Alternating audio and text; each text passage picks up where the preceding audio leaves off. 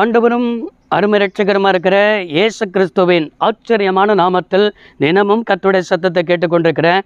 என்னுடைய பிள்ளைகளை வாழ்த்துகிறேன், ஆசீர்வதிக்கிறேன். நீங்கள் ஆசீர்வதிக்கப்பட்டவர்கள். இந்த நாளிலும் கூட கர்த்தர் தீர்க்கமாய் உங்களை பார்த்து சொல்கிற ஒரு வார்த்தை, நீங்கள் பட்ட கஷ்டம் உங்கள் பிள்ளைகளுக்கு இனி வராது.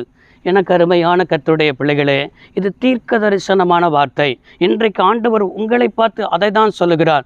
நான் பட்ட கஷ்டம் என்னோடு முடிஞ்சு போகட்டும் அப்படின்னு நினைக்கிறீங்களா? பார்த்தீங்களா?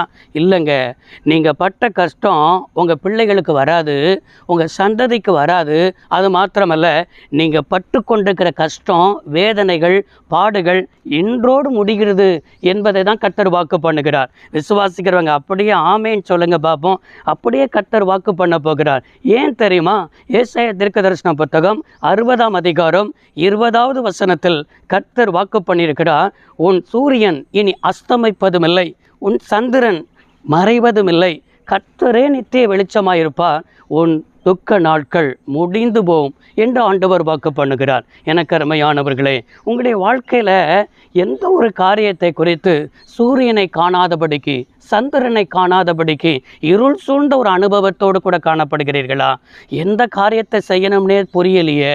பிள்ளைகளின் காரியத்தில், எதிர்காலத்தின் காரியத்தில், எல்லாவற்றிலையும் எனக்கு ஒரு வழி திறக்காமல் இருக்கிறது, ஒரு இருள் சூழ்ந்ததை போல இருக்கிறது.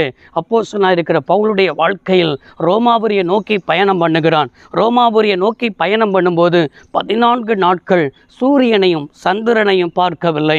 அவர்கள் எந்த ஒரு ஆகாரமும் என்ன செய்யவில்லை, சாப்பிட முடியவில்லை. அவருடைய வாழ்க்கை முடிந்தது என்று நினைக்கிறார்கள். இந்த கப்பலிலே முடிந்துரும், இந்த கடலிலே முடிந்துரும், அவ்வளவுதான் என்று சொல்லி நினைத்து கொண்டிருக்கும் பொழுது ஆண்டவர் பவுலை தேற்றினார். ஆண்டவர் பவுலுக்கு வாக்கு பண்ணினார், நீ ராயனுக்கு முன்பாக என்ன செய்ய வேண்டும்? நிற்க வேண்டும். உன்னோடு கூட கப்பலில் பயணம் பண்ணுகிறவர்கள் என்ன செய்வார்கள்? காக்கப்படுவார்கள் என்பதாக திட வார்த்தையை கட்ட தந்தார். ஆண்டவருடைய வார்த்தை வந்தவுடனே இவன் கப்பலில் கைதியாய் போனவனை ஆண்டவர் ஒரு கேப்டனாக என்ன செய்தார்? பயன்படுத்தினதை என்ன செய்ய முடிகிறது?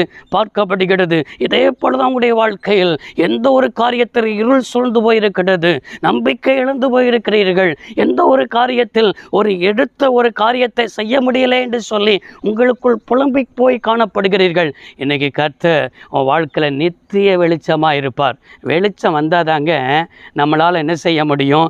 நம்ம நல்ல பயணம் பண்ண முடியும், பாதையில் நடக்க முடியும். இல்லை என்று சொன்னால் எடுத்த காரியத்தை சக்ஸஸாக முடிக்க முடியும். கர்த்தரே நித்திய வெளிச்சமாக இருப்பாராம். துக்க நாட்கள் முடிஞ்சிருச்சுன்னு சொல்கிறாரு. நீங்கள் நினைக்கிறீங்க என்னோடு போட்டுன்னு நினைக்கிறீங்க. இன்றைக்கு முடிஞ்சிருச்சு.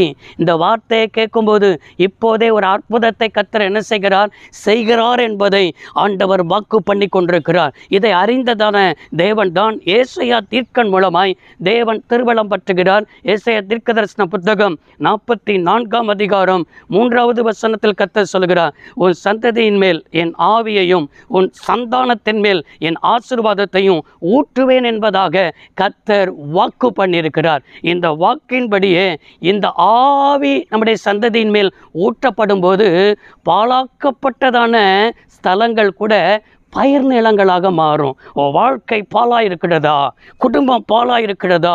எந்த காரியம் பாழாக்கப்பட்டது போல உதவாததாக இருக்கிறதா?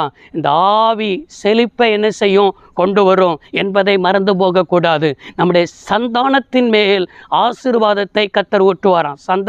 சந்தானம்னா என்னன்னு தெரியுமா? சந்தானம் என்பது நம்முடைய வம்சத்தை குறிக்கிறது, நம்முடைய சந்ததியை குறிக்கிறது, நம்முடைய தலைமுறையை குறிக்கிறது. நீங்கள் இன்றைக்கு ஆசீர்வாதமாக இருப்பீர்கள், உங்களுடைய தலைமுறையும் என்ன செய்யும்? ஆசீர்வாதமாக இருக்கும். இந்த தலைமுறையை பார்த்து சொல்வார்கள், இவர்கள் கர்த்தருடையவர்கள், இது கர்த்தருடைய சந்ததி, இது ஆசீர்வதிக்கப்பட்ட சந்ததி. இந்த ஆசீர்வாதத்தை தேடி மற்றவர்களும் வந்து உங்களுடைய நிழலில் வரத்தக்கதாக நீங்கள் இன்றைக்கு ஆசீர்வாதமாக இருக்கிறதை மற்றவர்கள் காண்பார்கள். இதற்கு என்ன செய்யணும்? தாகத்தோடு ஆண்டவரிடத்தில் நின்றால் தாகமுள்ளோர் மேல் தண்ணீரை கர்த்தர் ஊற்றுவார். நீங்கள் தாகத்தோடு ஓடி வருவீர்களா? ஏசாயா 44:3 பிடித்துக் கொள்வீர்களா? பிடித்து ஜெபிப்போம். சர்வ வல்லமையுள்ள தெய்வமே, அன்பு தகப்பன், இந்த வார்த்தையின்படியே ஆசீர்வதியும் பிள்ளைகள். இந்த வார்த்தையின் ஆசீர்வாதத்தை உம்முடைய பிள்ளைகளுடைய சந்ததிக்கு தந்து, உம்முடைய பிள்ளைகளுக்கு தந்து ஆசீர்வதியும். இயேசு ரட்சக நாமத்தில் பிதாவே, ஆமென். கர்த்தர் ஆசீர்வதிப்பாராக. God bless you all.